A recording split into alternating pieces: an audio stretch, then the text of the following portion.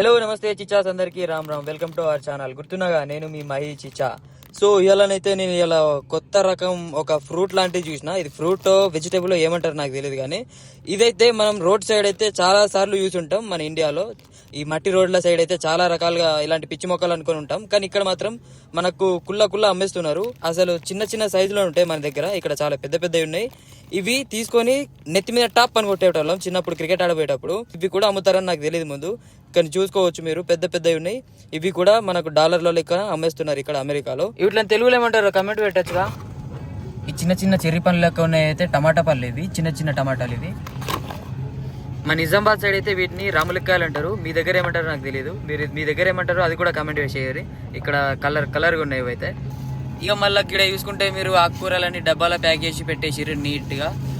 పుంటికూర, పచ్చకూర, ఆకుకూరలు అన్ని రకాలు ఉన్నాయి. ఇదేంది పాలకూర ఉంది. సో ఇట్లా డబ్బాలన్నీ ప్యాక్ చేసి పెట్టేసిర్రు.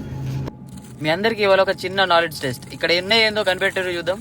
చాలా కాన్ఫిడెంట్ గానే అయితే గిఫ్ట్ ప్యాకెట్లు అనుకున్నారు కదా, కాదు. అలా అనుకుంటే మీరు పందికూరలా కాలేసినట్టే, ఎందుకంటే ఇది ఒక పంది మాంసం. సో ఇది పంది మాంసం అన్నట్లు. ఇక్కడైతే $3 ఉంది ఆల్మోస్ట్ ఒక ఎల్బీకి, ఒక ½ కేజీ అన్నట్టు. ఆ గది మళ్ళీ ఇవాళ స్టోరీ. సబ్స్క్రైబ్.